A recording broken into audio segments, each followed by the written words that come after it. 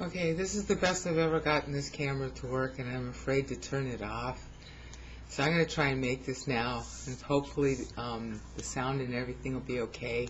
If you hear a dripping in the background, it's because we have to drip our pipes.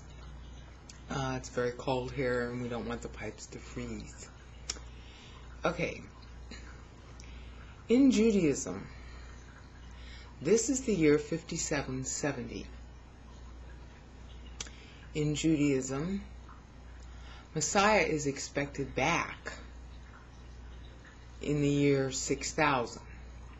Now when I say back, understand that in Judaism there are as many different flavors of Judaism as there are of Christianity.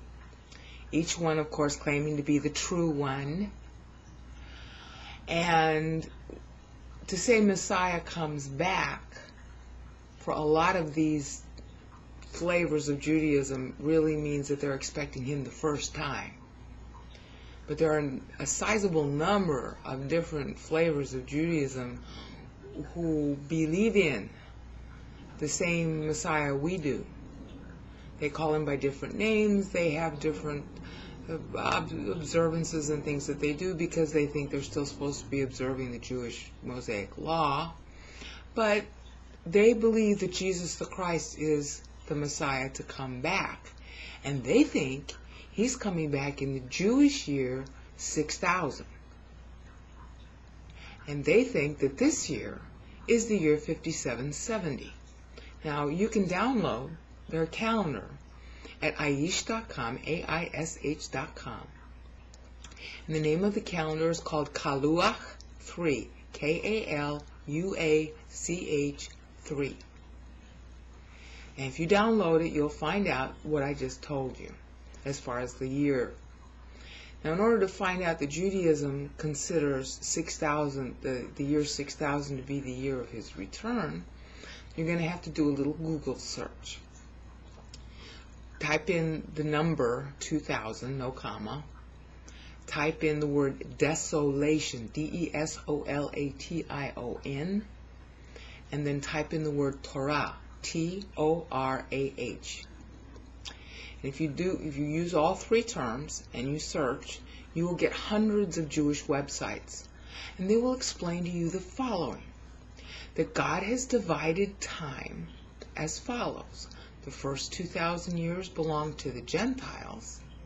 The second 2,000 years belong to the Jews. And the third 2,000 years belong to Messiah. So that Messiah comes back at the beginning of year 6000, which is the beginning of the 7,000th year from creation. Because remember, it's 0 to 1,000, 1,000 to 2,000. You see that? So the 7,000th year from creation begins at the year 6000. And that's what they're expecting.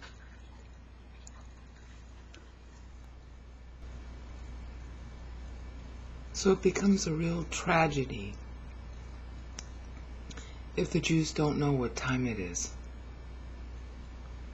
Many will stop believing in Messiah, and many will die. You see, under Judaism and under the Old Testament, there really was a schedule for Messiah's coming the first time and the second time. The first time Messiah was supposed to come, the Jews kind of know, at the end of the second 2,000 years. And he really did come at that point. When Messiah came, Jesus the Christ, the year from Adam was 4103. But the Jews forgot how to tell time. At least they've forgotten since 45 AD how to tell time. They did know then. They were expecting him then. He came then. And then the second time he was supposed to come was equivalent to our 94 AD, which was the 4200 year from Adam. And the Jews used to know that too. The problem is that when he came the first time, in the year 4103, end of 4103 from Adam, by the time he was 33 years old, in 41:36 from Adam, they had rejected him. They didn't believe him when he came.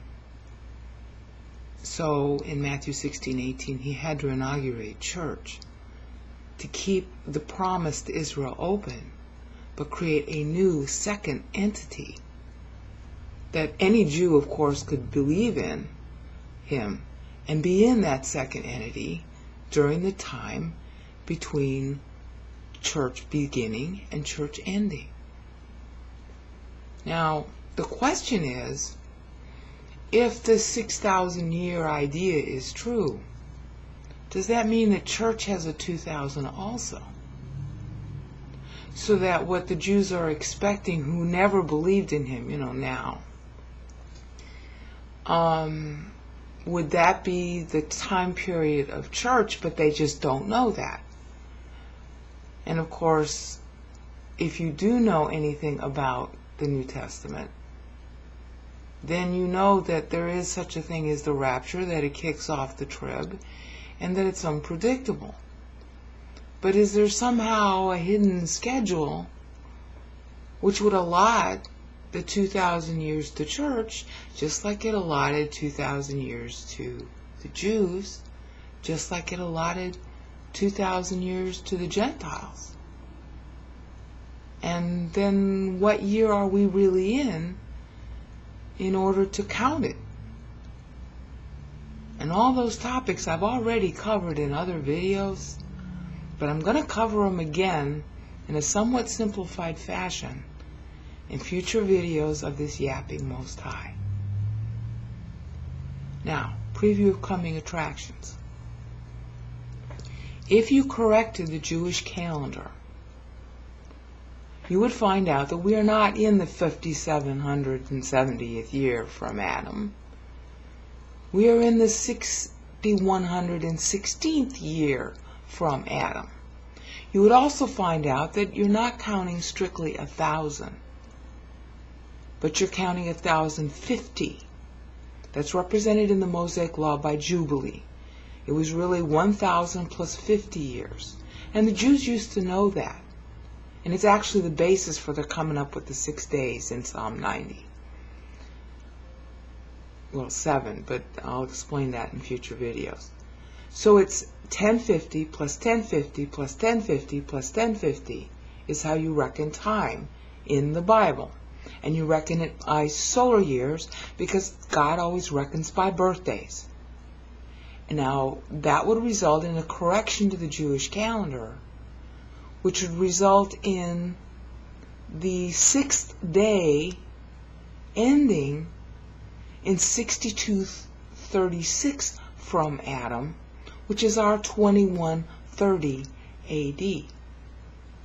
So if it were true that the church is supposed to last for 2,000 years, okay, we say it's been 2,000 years already, but that's not God's accounting. It's really a 1050 plus a 1050. So that actual ending would occur in 2130 AD, because you're going to start the reconciliation from 30 AD. 1,000 years after that is 1030, plus another 50 years is 1080, plus another 1,000 years is 2080, plus another 50 years is 2130. You see how it works? That's reckoning time the way the Bible does it. So if we were to correct the Jewish calendar to the way the Bible reckons time, the 6th day would end at 2130 AD. So by their idea of dispensations, which is 2000, 2000, 2000, the millennium is supposed to occur then. The question is, how valid is that now that church exists? And where did they get it from in the first place? Now, I can show you how in future videos, but you're going to have to want to pay attention to the Hebrew. And I'll try to make it easy, But that's where they're finding their information. You can't see it in the English. So put your thinking cap on and prepare for future videos. Look at the Psalm 90 playlist and the Isaiah 53 playlist if you're in the mood to do that, because the answers are in both of those chapters. Until then, ta-ta.